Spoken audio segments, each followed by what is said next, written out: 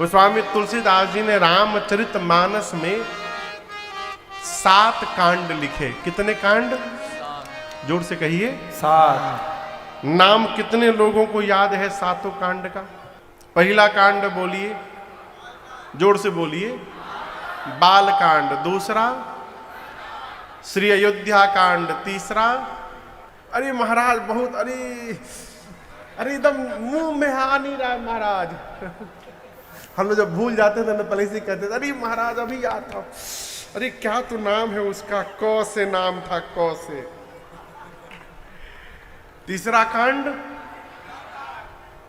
लंका कांड।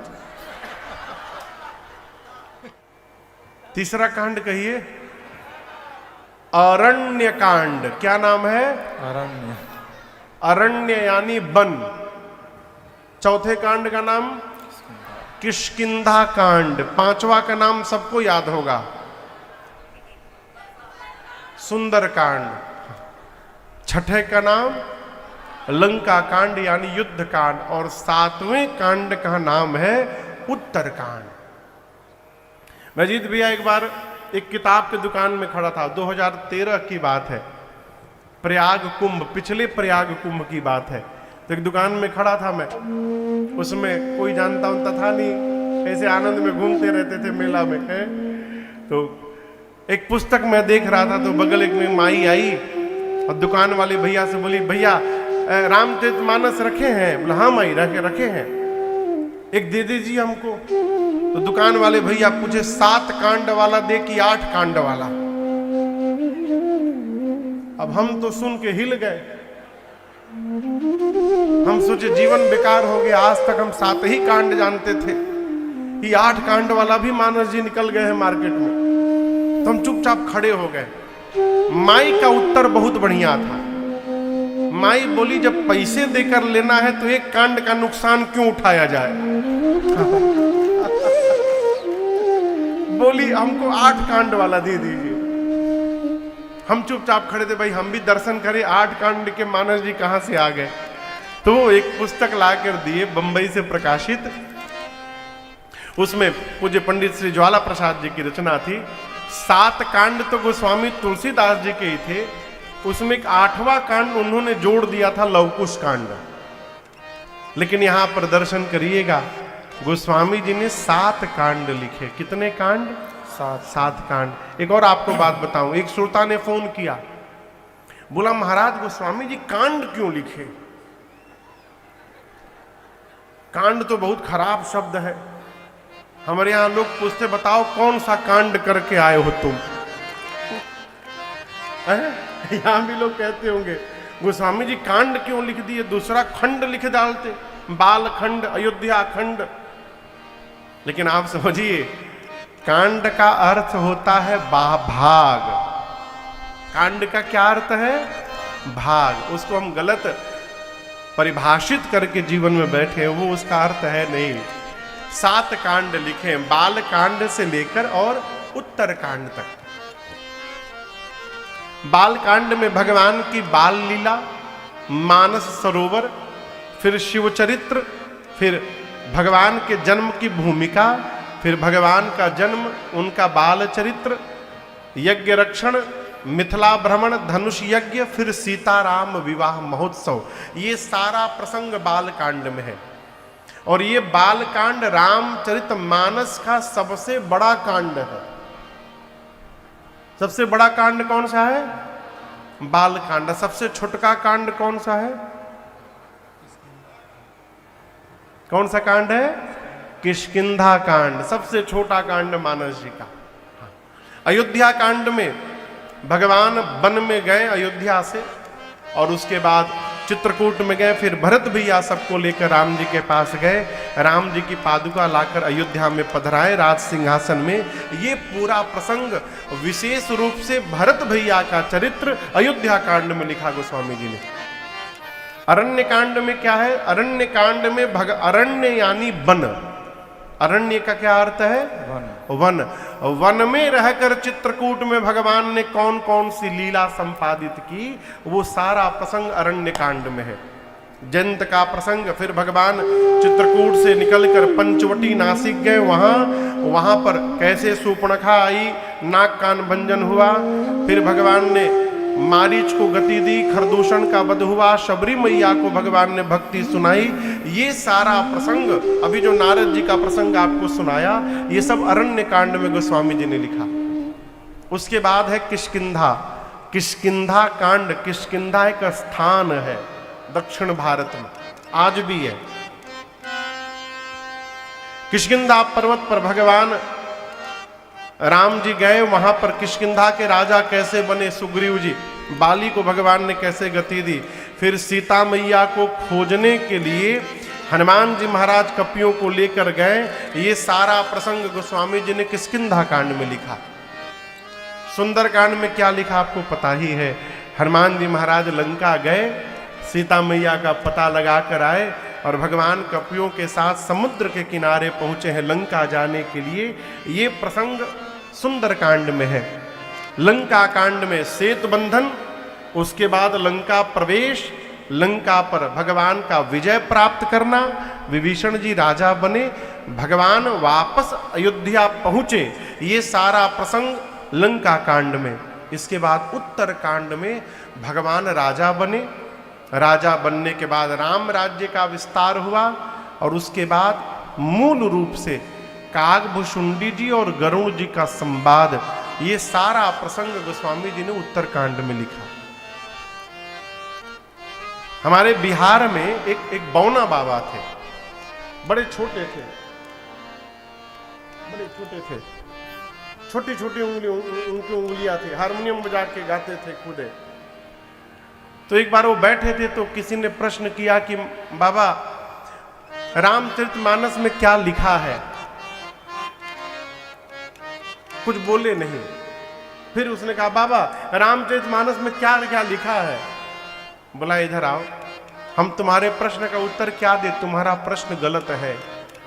ये न पूछो कि रामचरितमानस में क्या लिखा है, पूछना है तो पूछो गोस्वामी जी ने रामचरितमानस में क्या नहीं लिखा है। सब लिखा है। महापुरुष कहते हैं जीवन में ऐसा कोई प्रश्न नहीं है जिस प्रश्न का उत्तर उत्तर कांड में गोस्वामी जी ने नहीं लिख दिया, जीवन से संबंधित। इसलिए सुंदर कांड खूब पढ़िए, लेकिन सुंदर कांड के साथ साथ और भी जो 6 कांड गोस्वामी जी ने लिखे हैं उनको भी पढ़ने का स्वभाव बनाइए। अब दर्शन करिए, मानस के 7 कांड में इस पंडाल में कथावाचक कौन है? जोर से कहिए। रघुनाथ जी की कृपा से मैं आपको कथा सुना रहा हूं, हाँ? लेकिन इस रामचरितमानस पंडाल में एक कथावाचक नहीं है। कितने कथावाचक है पता है? 4 कथावाचक कथा गा रहे हैं यहां पर। कितने कथावाचक? 4। ये रामचरितमानस का सर है, इसके 4 दिशा में 4 घाट बने हैं। ये मान के रखिए सरोवर है, 4 दिशा दिखाई दे रहा है आपको, हर दिशा में एक घाट है। अब प्रत्येक घाट पर एक कथावाचक है और एक श्रोता है। ये कैसे महाराज? दर्शन करिए। सबसे पहले कथावाचक है गोस्वामी तुलसीदास जी महाराज, और उनके सामने सुनने कौन बैठा है? तो गोस्वामी जी का अपना मन कह दीजिए अथवा संत समाज कह दीजिए, नहीं तो गंगा मैया सुन रही हैं। ये कहाँ गा रहे हैं? तो काशी जी में गा रहे हैं। कहाँ गा रहे हैं? काशी जी में, 80 घाट पर बैठकर। ये मानस का पहला घाट है और इस घाट का नाम है शरणागति घाट। क्या नाम है? शरणागति घाट। गोस्वामी जी कहते हैं मैं वो कथा सुनाने जा रहा हूं आप लोगों को जो तीर्थराज प्रयाग में बैठकर याज्ञवल्क्य मुनि ने भरद्वाज जी को सुनाई थी। अब दूसरे कथावाचक आ गए याज्ञवल्क्य ऋषि।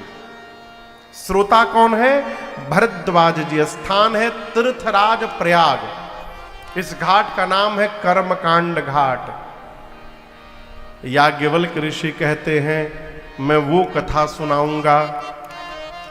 कौन सी कथा? जो कैलाश में बैठकर भगवान शंकर ने मां पार्वती को सुनाई थी। अब तीसरे कथावाचक आ गए भगवान शंकर। स्थान है कैलाश, श्रोता है मां। इस घाट का नाम है ज्ञान घाट। क्या नाम है? ज्ञान घाट। शंकर जी बोल रहे हैं, देवी मैं आपको वो कथा सुनाने जा रहा हूं जो नीलगिरी पर्वत पर बैठकर कागभूषुंडी जी ने गरुण जी महाराज को सुनाई थी। चौथा घाट है नीलगिरी पर्वत। यहां कथावाचक हैं कागभूषुंडी जी और श्रोता है श्री गरुण जी महाराज। इस घाट का नाम है भक्ति घाट। सब क्या कह रहे हैं कि मैंने जो सुना है वो आपको सुना रहा हूं, जिनके मुख से। हम लोग छोटे थे ना, तो गांव में हमारे बिहार में, पूर्वांचल में, अब आजकल की माताएं नहीं, पहले की माताएं बच्चों को डरवा के खिलाती थी। बाबू बाबू खा लो, काटू आ जाएगा, काटू। आप लोग सुने हैं ये? काटू समझते हैं? जो आकर के काट लेगा। तो माताएं बच्चे से कहती थी बाबू खा लो ना तो काटू आ जाएगी। तो एक बच्चे ने अपनी माँ से पूछा, माई तुम काटू देखी हो? तुम माँ काटू देखी हो कभी? माँ बोली हम देखे नहीं है कभी। तो बच्चे ने कहा तुमको कैसे मालूम, नहीं खाएंगे तो काटू काट लेगा। तो माई बोली हम भी जब छोटे थे ना, तो मेरी माई भी हमसे कहती थी खा लो नहीं तो काटू काट लेगा। उसी प्रकार जितने लोग हैं सब किसी न किसी से भगवत कथा सुने हैं, इसलिए आपको सुना रहे हैं। राजन भी अपने गुरुदेव भगवान से, पूज्य महाराज ऋषि से कथा सुने हैं, तब जाकर यहाँ बैठकर बांदा में आपको कथा सुना रहे हैं। जब तक कोई श्रोता नहीं बनेगा तब तक वक्ता बन ही नहीं सकता। नंद भैया, इसलिए कहने से अधिक महत्वपूर्ण है बैठ करके सुनना। और सभी वक्ताओं ने एक ही बात कही, महिमा गाई। क्या क्या? इसे श्रवण कर मिट जाती है। किसे श्रवण करके? भागवत जी की कथा। हाँ, किसे सुन करके? एक जगह हम कथा गा रहे थे, तो जो आयोजक थे वो रात को आए, बोले महाराज क्या नीकी आपने रुक्मिणी विवाह की कथा आज सुनाई, आनंद आ गया महाराज। अब हम सोचे हम तो आज तक कभी जीवन में भागवत बांचे नहीं, तो ये रुक्मिणी विवाह कहां से सुन लिए।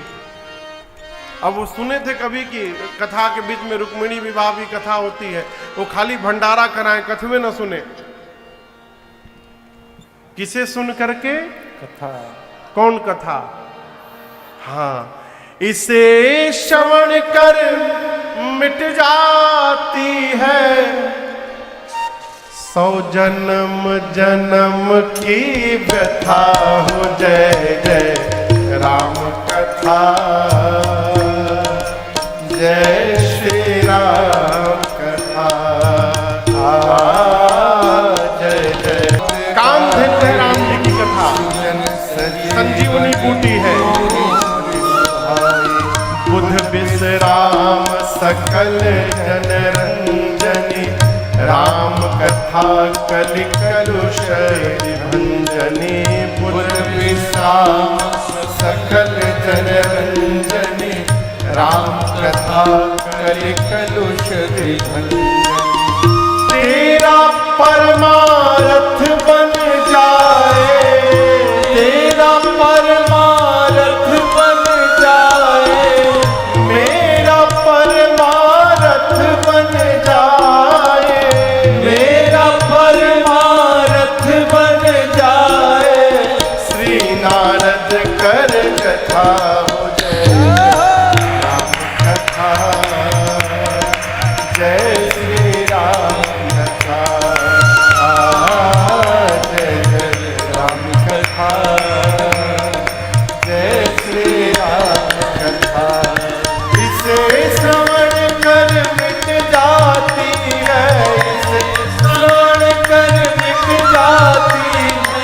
कथा श्रवण कर मिट जाती है, कथा श्रवण कर मिट जाती।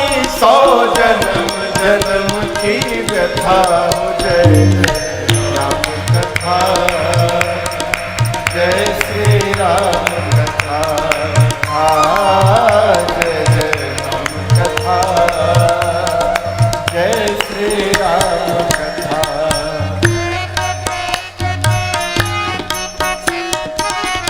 दूसरे कथावाचक याज्ञवल्क्य ऋषि बोले, महामोह महिषेष विशाला राम कथा कालिका कराला। महामोह महिषेष विशाला राम कथा कालिका कराला।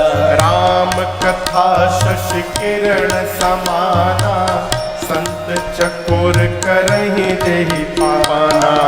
राम कथा शशि किरण समाना संत चकोर करहि देहि पाना। पीकर तू भी अमर हो जाए, पीकर तू भी अमर हो जाए। गाकर तू भी अमर हो जाए, गाकर तू भी अमर हो जाए। श्री हनुमंत यथा जय जय राम कथा, जय श्री राम कथा, जय जय राम कथा, जय श्री राम कथा। इसे श्रवण कर मिट जाती है, इसे श्रवण कर मिट जाती है। कथा श्रवण कर मिट जाती है, कथा श्रवण कर मिट जाती। 100 जन्म जन्म की व्यथा। जय जय राम कथा, जय श्री राम कथा, जय जय राम कथा, जय श्री राम कथा।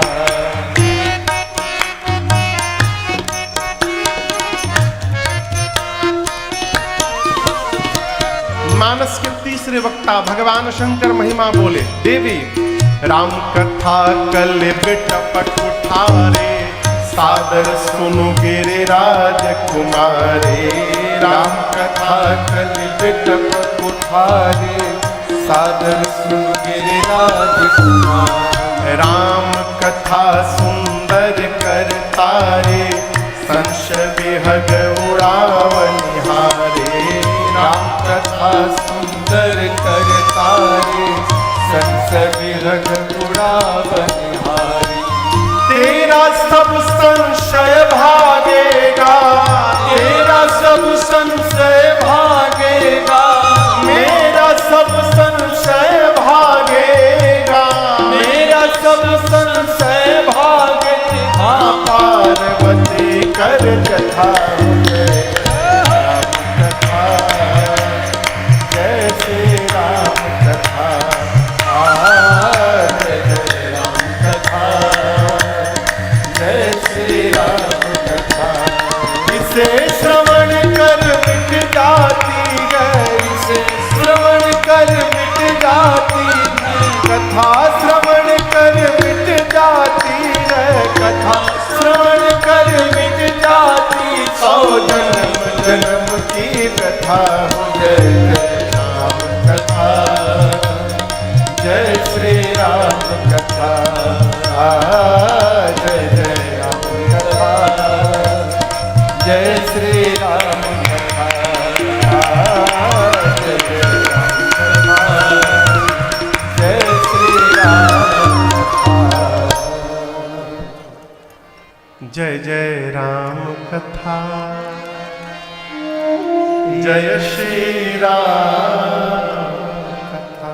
कथा का प्रभाव जानते क्या है? कथा जीवन की व्यथा को समाप्त कर देती है? कथा को उल्टा करिएगा तो क्या होगा? जोर से कहिए, थाक। थाक, थाक यानी थकान। भगवान की कथा श्रवण करिएगा तो भगवान की कथा आपके जीवन की थकान को समाप्त कर देगी। ये कथा की महिमा है? कथा एक होते कथा। कथा जानत है? आप में से के कथा जानत है? कथा कथा जानत हो क्या है? बनारस के लोग ठीक से जानत हुई। अच्छा, खाते भी हैं? कत्था जानते हैं? कत्था, यदि पान में कत्था ना पड़े तो क्या होगा? कहिए कहिए कहिए। हाँ, होठ में लाली नहीं आएगी। नहीं, होठ ना कहिए, मुंह में कहिए। होठ में लाली खाती तो होठ लाली लगाओ पड़ी।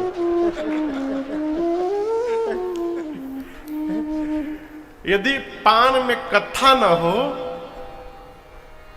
तो मुख लाल नहीं होगा। यदि जीवन में भगवान की कथा न हो तो जीवन में लालिमा नहीं आएगी। ये कथा की महिमा है। हमारे महाराज जी कहते हैं ये कथा ही एक माध्यम है जो मनुष्य को व्यथा से दूर लेकर जाता है। और एक बात समझिएगा, कथा भी भगवान की ही केवल होती है। अच्छा, यहां हम आए हैं राम कथा सुनाने। यदि कल्पना करिए हम यहाँ बैठ के अब पिछले 2 घंटे से केवल अपने बारे में बताते कि हम यहाँ जन्म लिए, ऐसे पढ़े, यहाँ गए, वहाँ गए, ऐसे आए, कितनी देर आप बर्दाश्त करते? ईमानदारी से कहिएगा। अजीत बाबू, आप ही प्रधान श्रोता हैं, आप ही बताइए।